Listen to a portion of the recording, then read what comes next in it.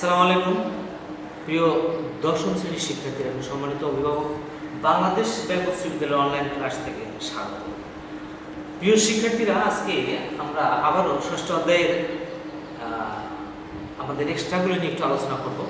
তো আজকে যে প্রশ্নটা আমাদের সামনে আসছে সেটা হলো ত্রিভুজ এবিসি এর এবি গ্রেটার দ্যান এসি এবং এ কোণের সমদ্বিখণ্ড এবি বিসি বাহুকে ডিবি মধ্যে ছেদ করে প্রমাণ করেছে এডিবি স্থূলকোণ। এখন স্থূলকোণ সম্পর্কে আমরা একটু ধারণা নিই। স্থূলকোণ সম্পর্কে আমরা জানি যে কোণ 90 ডিগ্রির চেয়ে বড় হবে এবং 180 ডিগ্রির চেয়ে ছোট হবে, তাকে আমরা স্থূলকোণ বলব। তাহলে আমাদের প্রমাণের বিষয়বস্তু হবে যে কোণটাকে এডিবি অ্যাঙ্গেল এডিবি স্থূলকোণ করতে যাচ্ছি, এর পরিমাণ হতে হবে 90 ডিগ্রির চেয়ে বড় এবং 180 ডিগ্রির চেয়ে ছোট। তো প্রমাণের জন্য আমাদের চিত্র তো আবশ্যক, চিত্র আমরা দিয়ে দিলাম। চিত্র আমাদের মূল ত্রিভুজ হলো এবিসি, তাই লেখা আছে বিশেষ নির্বাচন। সাধারণ নির্বাচন তোমরা দিলে দিতে পারো, না দিলে অসুবিধা নেই। আর আমার এখানে জায়গার স্বল্পতার কারণে আমি চিত্রটা ডান পাশটায় দিয়েছি, বাম পাশ থেকে লেখা শুরু করেছি। আর তোমরা করবা কি, তোমরা এই চিত্রটা উপরে দিবা এবং বিশেষ নির্বাচন নিচে দিবা। অনেকে ভুল করে তোমরা পরবর্তী বিশেষ নির্বাচন উপরে দিয়ে রাখো, এটা ভুল। আর যদি তোমরা ইচ্ছা করো যে আমি পৃষ্ঠা ডান পাশটায় দেবো, তাহলে ডান পাশটায় চিত্র দিয়ে তুমি বাম পাশটায় লিখতে পারো। আর তো অবশ্যই তোমরা মনে রাখছো বা ক্লাসও শুনেছো যে আমরা জ্যামিতি যখন শুরু করবো তখন বাম পাশটায় পৃষ্ঠায় শুরু করবো এবং ডান পাশটায় পৃষ্ঠায় মোটামুটি শেষ করার চেষ্টা করবো। তো এখানে বিশেষ নির্বাচনে আমরা প্রশ্নের সঙ্গে সম্পত্তি রেখে লিখি। তো ত্রিভুজ এবিসি এর এবি গ্রেটার দ্যান এসি, অর্থাৎ এখানে আমাদের এবি বাহুটা বড় হবে এবং এসি বাহুটা ছোট হবে এবং অ্যাঙ্গেল বিএসি এর সমদ্বিখণ্ড এডি বিসি কে ডিবি মধ্যে ছেদ করেছে। প্রমাণ করতে হবে যে অ্যাঙ্গেল এডিবি একটি স্থূলকোণ, অর্থাৎ আমাদের এই যে কোণটা প্রমাণ করতে হবে এই কোণটা একটি স্থূলকোণ। তো প্রমাণের প্রয়োজনে আমরা অঙ্কনের সাহায্য নিলাম। অঙ্কনটা হলো এ বিন্দু হতে এই লম্ব বিসি আগে, যা বিসি কে এই বিন্দুতে ছেদ করে। এখন প্রমাণে আসা যাক। প্রমাণের ধাপ এবং যথার্থতা আমি এখানে ছক দিইনি, তোমরা ছক দিতে পারো। এখন আসা যাক ধাপ 1। ধাপ 1 এই পারপেন্ডিকুলার বিসি, অর্থাৎ এই লম্ব বিসি, লম্ব যেখানে সমকোণ সেখানে, অতএব আমাদের অ্যাঙ্গেল এডি হবে 180 কোণ। যেহেতু আমরা এখানে লম্ব গেছি, অতএব আমরা এখানে 90 ডিগ্রি বা সমকোণের চিহ্নটা দিতে পারি। এরপরে আসা যাক 2 নম্বরে, যে ত্রিভুজ এডি এর বহিস্থ, ত্রিভুজ এডিই এর বহিস্থ অ্যাঙ্গেল এডিবি গ্রেটার দ্যান অন্তস্থ বিপরীত এইডি। আমরা জানি কি জানি যে ত্রিভুজের বহিস্থ কোণ অন্তস্থ বিপরীত কোণ দুটির প্রত্যেকটি অপেক্ষা বৃহত্তর, অর্থাৎ ত্রিভুজের যে কোনো এক বাহুকে বর্ধিত করলে যে বহিস্থ কোণটি পাওয়া যাবে। যেমন এখানে ত্রিভুজ এবি এর বহিস্থ কোণ এডিবি, এই বহিস্থ কোণটি অন্তস্থ বিপরীত বলতে আমরা বুঝবো এখানে ডিএই এবং এইডি। আমরা জানি বহিস্থ কোণ অন্তস্থ বিপরীত কোণ দ্বারা সমষ্টির সমান, অথবা বহিস্থ কোণ অন্তস্থ বিপরীত কোণ দ্বারা প্রত্যেকটি অপেক্ষা বড়। তো আমরা এখানে প্রমাণের প্রয়োজনে যেটা নিয়েছি সেটা হলো অন্তস্থ বিপরীত কোণের চেয়ে বড়। আলাদাভাবে এদের একটি সাহায্য নিয়েছি, লিখেছি ত্রিভুজ এডি এর বহিস্থ অ্যাঙ্গেল এডিবি গ্রেটার দ্যান অন্তস্থ বিপরীত এইডি। এরপরে লেখা হয়েছে যে অ্যাঙ্গেল এডিবি গ্রেটার দ্যান 180 কোণ, অর্থাৎ অন্তস্থ বিপরীত এই কোণের পরিমাণ আমাদের 180 কোণ, যা এখানে যথার্থতায় উল্লেখ করা আছে এইডি ইজ ইকুয়াল টু 180 কোণ। এখানে 180 কোণ কেন? যেহেতু আমরা অঙ্কনে লিখেছি এই পারপেন্ডিকুলার বিসি, অর্থাৎ এই লম্ব বিসি, এ কারণে আমাদের অ্যাঙ্গেল এডিবি হয়ে গেল 180 কোণ বড়। আবার অন্যদিকে ধাপ 3 যদি আসি, লক্ষ্য করলে দেখা যায় এখানে angle ADB plus angle ADC, অর্থাৎ এডিবি বলতে এই কোণটা এবং এডিসি বলতে বোঝাচ্ছে এই কোণটা। তো দেখা যাচ্ছে এডিবি প্লাস এডিসি করলে আমাদের একটা সরল কোণ পেয়ে যাবে বা রৈখিক কোণ পেয়ে যাবে। তো এখানে আমাদের এই কোণ দুটো হলো রৈখিক যুগল কোণ। আর আমরা রৈখিক যুগল কোণ জানি যে রৈখিক যুগল কোণের সমষ্টি দুই সমকোণ। তাই লেখা হয়েছে angle ADB plus angle ABC is equal two দুই সমকোণ। সাইডবোর্ডে উল্লেখ করা হয়েছে রৈখিক যুগল কোণ, রৈখিক যুগল কোণ দুই সমকোণ। তো যেহেতু দুটো কোণের যোগফল যদি দুই সমকোণ হয় তাহলে এদের যে কোনো একটি দুই সমকোণের চেয়ে ছোট হবে। এই কনসেপ্টটা এখানে প্রয়োগ করা হয়েছে যে এখানে এডিবি প্লাস অ্যাঙ্গেল এডিসি এই দুটোর যোগফল হলো দুই সমকোণ, তাহলে এদের যে কোনো একটি কি হবে দুই সমকোণের চেয়ে ছোট হবে। তাই আমরা লিখলাম অ্যাঙ্গেল এডিবি দুই সমকোণের চেয়ে ছোট। তাহলে দেখা যাচ্ছে যে অ্যাঙ্গেল এডিবি আমাদের একদিকে এক সমকোণের চেয়ে বড়, অন্যদিকে দুই সমকোণের চেয়ে ছোট। তাই দেখা হয়েছে যেহেতু অ্যাঙ্গেল এডিবি এক সমকোণের চেয়ে বড়, আবার অন্যদিকে অ্যাঙ্গেল এডিবি দুই সমকোণের চেয়ে ছোট, সুতরাং আমরা বলতে পারি এই দুইটা স্থূলকোণ। তার স্থূলকোণের ডেফিনেশনটাই আছে যে স্থূলকোণটা হবে এক সমকোণের চেয়ে বড় এবং দুই সমকোণের চেয়ে ছোট। অতএব আমরা বলতে পারি এই দুটি একটি স্থূলকোণ। এখানে যেভাবে এটা প্রমাণ উপস্থাপন করা হলো এটা অন্যভাবেও আমরা প্রমাণ করতে পারি, যৌক্তিকভাবে প্রমাণ করলে আমরা সেটা করব। এখন আসা যাক এরপরে আরেকটি সেটা হলো ত্রিভুজ। কোশ্চেন নাম্বার 2, ত্রিভুজ এবিসি এর অ্যাঙ্গেল বি ও অ্যাঙ্গেল সি এর সমদ্বিখণ্ডদ্বয় ও বিন্দুতে মিলিত হলে প্রমাণ করো যে angle B O C is equal to 90 degree plus half হবে। এটা আমাদের যে কোশ্চেনটা এখানে এটা সৃজনশীলে দেখা যায় অনেক সময় ক্ষতে কিংবা গতে উল্লেখ থাকে। তো এখানে আমরা এখন এটা প্রমাণ করার চেষ্টা করব। ত্রিভুজ এবিসি এর অ্যাঙ্গেল বি ও অ্যাঙ্গেল সি এর সমদ্বিখণ্ড এখানে ও বিন্দুতে মিলিত হয়েছে, প্রমাণ করতে হবে যে B angle B O C is equal to 90 degree plus half হবে। তো বিশেষ নির্বাচনে আসি। তো আমি যেভাবে বিশেষ নির্বাচন এভাবে লিখেছি তোমরা এভাবে না লিখে তোমরা শব্দটা লিখবা। তো ত্রিভুজ এখানে লেখা হয়েছে ত্রিভুজ এবিসি এর অ্যাঙ্গেল বি ও অ্যাঙ্গেল সি এর সমদ্বিখণ্ডদ্বয় ও বিন্দুতে মিলিত হয়েছে। প্রমাণ করতে হবে যে angle B O C is equal to 90 degree plus half হবে। এখন আসা যাক প্রমাণের ধাপ যথাযথ আমরা লিখব। তো এখানে আমরা প্রথমত জানি ত্রিভুজের তিন কোণের সমষ্টি 180 ডিগ্রি। ওই হিসেবে আমাদের এখানে ত্রিভুজ এবিসি এর মধ্যে angle A plus angle B plus angle C is equal to 180 degree, 180 degree. এরপরে আমরা উভয় পক্ষকে 2 দ্বারা ভাগ করব। ভাগ করলে আমাদের কি হবে যে এখানে হাফ অফ এ আসবে, হাফ অফ বি আসবে প্লাস হাফ অফ সি আসবে। সাইন নোটটা আমরা দিতে পারি উভয় পক্ষকে 2 দ্বারা ভাগ করে। উভয় পক্ষকে 2 দ্বারা ভাগ করে। উভয় পক্ষকে 2 দ্বারা ভাগ করে। এরপরে আমরা আসি বাকি অংশে।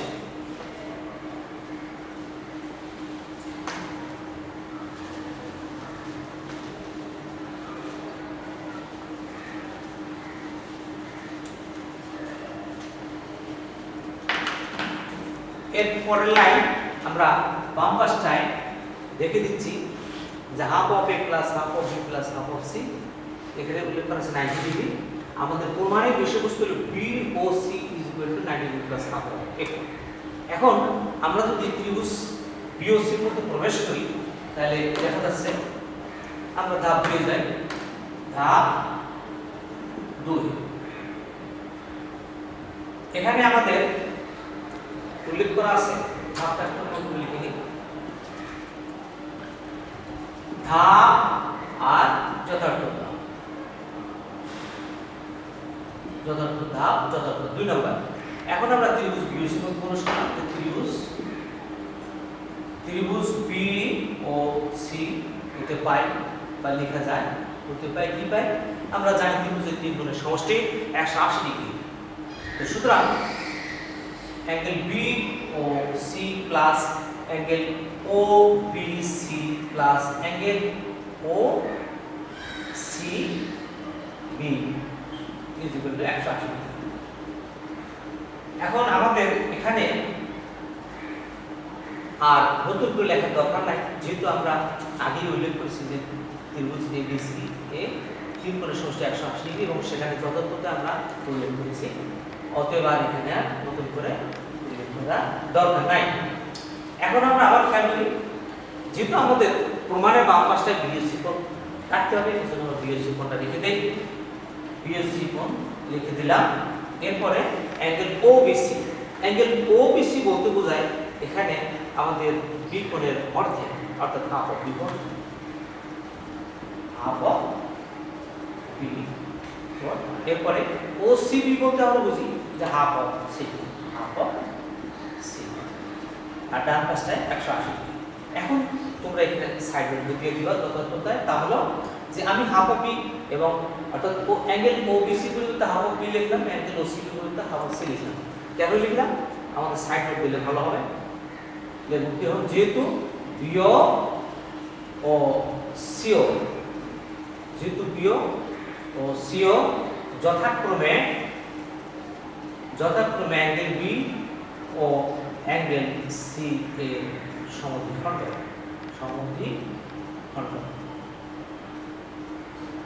এ কারণে আমরা অ্যাঙ্গেল ওবিসি এর পরিবর্তে হাফ অফ বি এবং অ্যাঙ্গেল ওসিবি এর পরিবর্তে হাফ অফ সি লিখলাম। এখন আমরা পরের লাইনে যাই, অ্যাঙ্গেল বি ও সি। এখন বাম পাশে আমাদের half of B half of C আছে, আবার অন্যদিকে এখানে লেখা আছে half of A half of B half of C 90। আমরা একটা কাজ করতে পারি, উভয় পাশে হাফ অফ এ লিখতে পারি, প্লাস করতে পারি। Half of B half of A, half of A plus half of B plus half of C, 180 degree plus half of. আমরা এটা এখানে এই উভয় পাশটায় হাফ অফ এ প্লাস করলাম, আমরা এটাও করতে পারি, অথবা আমরা এখানে half of B plus half of C বাম পাশটা রেখে দিয়ে হাফ অফ এই কোণটাকে আমরা ডান পাশটাও নিয়ে যেতে পারতাম। এখন ওভাবে হতো, আবার এইভাবে হবে। তো এখন বাম পাশটা বিওসি ঠিক থাকবে, আর অন্যদিকে আমাদের half of A half of B plus half of C এর পরিবর্তে আমরা লিখতে পারবো 90 degree is equal to 180 degree plus half of A. এখন আমরা বাম পাশটায় বি ও সি লিখে দিচ্ছি, angle BOC is equal to 180 degree, আর বাম পাশটা থেকে 90 ডিগ্রি আমরা ডান পাশে নিয়ে যাচ্ছি, -90 degree plus half of A. এখন যদি আমরা এই 180 থেকে 90 বাদ দিয়ে দিই, তাহলে পেয়ে যাচ্ছে 90 ডিগ্রি প্লাস হাফ অফ এ। তাহলে আমাদের প্রমাণিত বিষয়বস্তু আমরা লক্ষ্য করতেছি, প্রমাণিত বিষয়বস্তু আমাদের এসে গেছে। বাম পাশটায় ছিল অ্যাঙ্গেল বিওসি আর ডান পাশে ছিল 90 degree plus half of A. তো অতএব আমরা এখন লিখতে পারি therefore angle BOC is equal to 90 degree plus half of A প্রমাণ।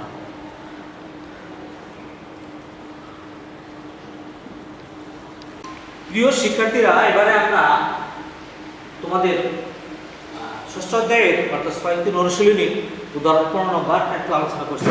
এই উদাহরণটা তোমাদের জন্য অত্যন্ত ইম্পর্টেন্ট, এটা অনেক সময় সৃজনশীলে আসছে এবং আবারও আসারও অনেক সম্ভাবনা। তো কোশ্চেনটি এরকম, ত্রিভুজের যে কোনো দুই বাহুর মধ্যবিন্দুর সংযোজক রেখাংশ তৃতীয় বাহুর সমান্তরাল এবং দৈর্ঘ্যে তার অর্ধেক। তো ত্রিভুজ যেহেতু এখানে আমাদের সাধারণ বিভাজনের মধ্যে ত্রিভুজ এবিসি অর্থাৎ অ্যালফাবেটগুলো লেখা নেই, অতএব আমাদের এখানে অবশ্যই মনে করা শব্দটি রাখতে হবে বা থাকতে হবে, যেমন এগুলি। আর বিশিষ্ট নির্বাচন আমি যেভাবে লিখছি সেভাবে না লিখে একটু আগে তোমাকে বলেছি বিশিষ্ট নির্বাচন শব্দগুলো পুরোটাই লিখবে। তো মনে করি ত্রিভুজ, মনে করি এবিসি একটি ত্রিভুজ, এবিসি ত্রিভুজ, ডিওই যথাক্রমে ত্রিভুজটির এবি ও এসি বাহুর মধ্যবিন্দু। তাহলে প্রমাণ করতে হবে যে ডি সমান্তরাল বিসি এবং ডিটা হবে বিসি এর অর্ধেক। তো আমরা এটা প্রমাণের স্বার্থে আমাদের অঙ্কনের প্রয়োজন রয়েছে। তো অঙ্কনটা আমরা লিখছি যে ডি কে এমনভাবে বর্ধিত করে যেন F is equal two DA হয়, অর্থাৎ আমরা ডিটাকে বর্ধিত করব। কিভাবে বর্ধিত করব? মানে এমনভাবে বর্ধিত করব যাতে আমাদের এফটা ডি এর সমান হয়। এরপর আমরা সি কমা এ যোগ করব, তাই লেখা হয়েছে সি কমা এ যোগ করব। এখন প্রমাণে আসা যাক, প্রমাণের ধাপ এবং যথার্থতা। তো ধাপে আমরা তোমাদের উদাহরণে আবার এরকম ধাপ যতগুলো ছক দিয়ে নেয় সাইড নোট উল্লেখ করা আছে, এভাবেও দিতে পারো, আমরা এইভাবেও মার্কস দিয়ে থাকি। আবার যদি ধাপ যথার্থতা লিখে তাতে কোনো অসুবিধা নেই। তো এখন প্রমাণে বইয়ে যেভাবে উল্লেখ করা আছে সেভাবে উল্লেখ করলাম পর্যন্ত। এখন প্রথম টার্গেট হবে আমাদের এই ত্রিভুজ এ ডি ই এবং ত্রিভুজ ই সি এ বা সি এফ, এই দুটো ত্রিভুজ আমরা সর্বসম দেখায় এখান থেকে আমরা প্রমাণের দিকে আগাবো। তো প্রথম আমরা ত্রিভুজ এ ডি ই এবং ত্রিভুজ সি ই এফ এর মধ্যে আমরা দেখতেছি এই সমান ইসি। তোমাদের বই উল্লেখ করা দেয়া আছে, অথবা আমরা লিখতে পারি প্রশ্নে উল্লেখ করা ছিল যে আমাদের দুই বাহুর মধ্যবিন্দু সংগ্রহ রেখাংশ, অর্থাৎ এখানে ডি হলো এবি এর মধ্যবিন্দু আর ই হলো আমাদের এসি এর মধ্যবিন্দু। তো তুমি এখানে উল্লেখ করতে পারতাম বা উল্লেখ করা যাবে যেহেতু ই এসি এর মধ্যবিন্দু, আর তোমাদের বই উল্লেখ করা আছে দেওয়া আছে, অর্থাৎ এখানে প্রশ্নটাকে ইন্ডিকেট করা হচ্ছে। এরপরে আসা যায় ডি সমান ইএ। আমরা অঙ্কন অনুসারে লিখবো, কেননা আমরা অঙ্কনের সাহায্য নিয়েছি যে ইএফটা হবে আমার 19 সমান। এরপরে আসা যায় আমাদের, আমরা লক্ষ্য করতেছি এই দুই ত্রিভুজ সর্বসম প্রমাণের জন্য ইতিমধ্যে একটি দুই বাহু অপরটা দুই বাহু সমান পেয়েছি। এরপরে আমাদের তৃতীয় যে শর্তটা চলে আসে তা হলো এই বাহু সমান বাহুদের অন্তর্ভুক্ত কোণ। তো সমান বাহুদের অন্তর্ভুক্ত কোণ বলতে আমরা বুঝবো এ অ্যাঙ্গেল এ ই ডি অন্তর্ভুক্ত কোণ অ্যাঙ্গেল সি ই এফ, এই দুটো কোণ পরস্পর সমান। কেন সমান? যেহেতু এখানে ডিএফ এবং এসি দুটি রেখা পরস্পরকে সেট করেছে। আমরা জানি দুটা রেখা পরস্পরকে সেট করলে দুই প্রতি কোণগুলো পরস্পর সমান হয়ে থাকে। এ কারণে আমরা বলতে পারি এখানে অন্তর্ভুক্ত কোণটি, অন্তর্ভুক্ত শব্দটি লেখা হয়নি, তোমরা লিখতে পারো অন্তর্ভুক্ত A E D is equal to অন্তর্ভুক্ত সি ই এফ কেন সমান? বিপরীত কোণ হিসাবে। তাহলে আমরা পেয়ে গেলাম শর্তটা যে যদি দুটো ত্রিভুজের মধ্যে একটা দুই বাহু অপরটা দুই বাহু সমান হয় এবং বাহুদ্বয়ের অন্তর্ভুক্ত কোণগুলো সমান হয় তাহলে ত্রিভুজটা সর্বসম। ওই জন্য আমরা লিখলাম ত্রিভুজ এ ডি ই সর্বসম ত্রিভুজ সি এফ। সাইড নোট বাহু বাহু উপপাদ্যের সাহায্যে আমরা সর্বসম দেখাই।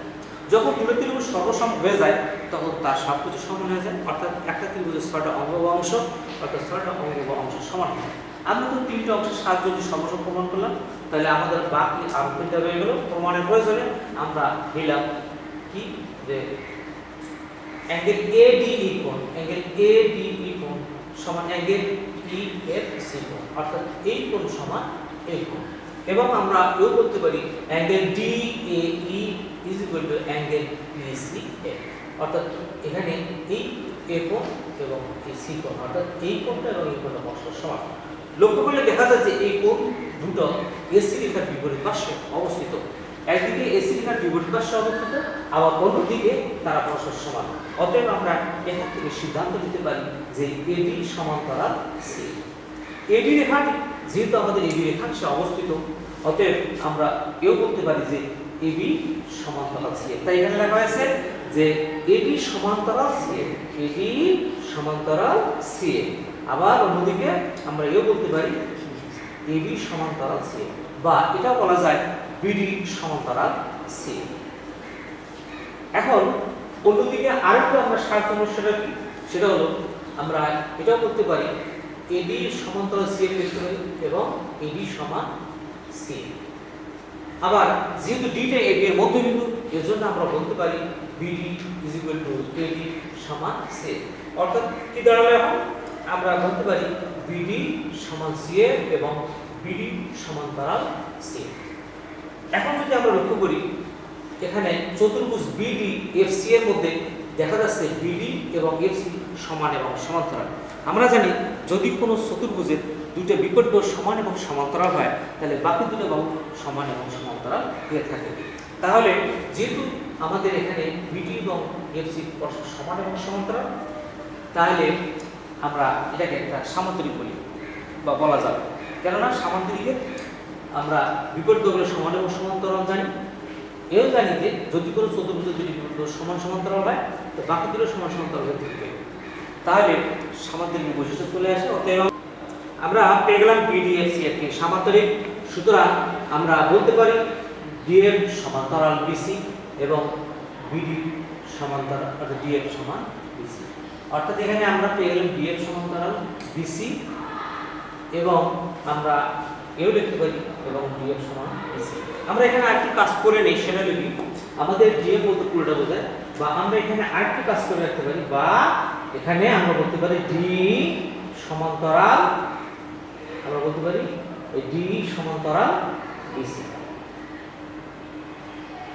যেহেতু আমাদের এখানে ডিটা ডিএফ এর মধ্যে বা ডিএফ এর অবস্থান করতেছে, অতএব আমরা যা লিখেছিলাম ডিএফ সমান্তরাল ডিসি, বা আমরা লিখতে পারি ডি সমান্তরাল ডিসি এবং ডি সমান ডিসি। অর্থাৎ আমরা এখানে সামান্তরিক বিপরীত দহনের মধ্যে সমান ও সমান্তরাল এই কনসেপ্টটা এখানে করে দেব। আমাদের 1 নম্বর ভাগের কাজ শেষ। এবার আসলাম আমরা 2 নম্বর।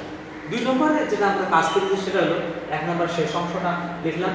যেহেতু আমাদের প্রমাণের দুটো অংশ, একটা হলো ডি সমান্তরাল ডিসি যা আমরা এখানে পেলাম, এখন অবশিষ্ট অংশ অর্থাৎ দ্বিতীয় অংশ D equal half of DC তা নির্ণয় করতে চাচ্ছি।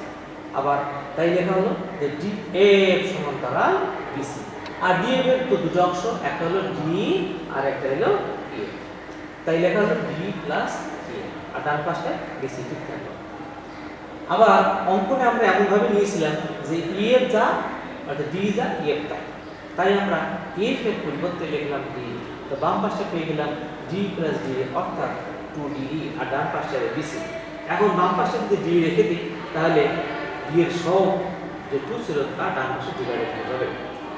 তাহলে এখন আমরা বলতে পারি প্রমাণের একটা অংশ হলো ডি সমান্তরাল ডিসি আর অপর অংশ হলো ডি সমান হাফ অফ ডিসি। আমাদের প্রমাণ এখন এই যে তিনটি আমি এক্সট্রা তোমাদের শেখালাম, এই তিনটি এক্সট্রা হোমওয়ার্ক হিসেবে থাকবে। এই এক্সট্রাগুলোর সমন্বয়ে এবং আরও অন্যান্য প্রশ্নের সমন্বয়ে আমাদের সৃজনশীলগুলো হয়ে থাকে। তো আমরা সামনে ক্লাসে হয়তো আরও দু একটা সৃজনশীল নিয়ে আলোচনা করব, বা সৃজনশীলগুলো এই প্রশ্নগুলোর সমন্বয়ে যে গঠিত তা দেখানোর চেষ্টা করবো। আশা করি তোমরা 2 দিনের মধ্যেই এই সৃজনশীলের অর্থাৎ এই প্রশ্নগুলোর উত্তর লিখে পাঠাবো। তোমরা ভালো থাকো, সুস্থ থাকো। Thank you very much.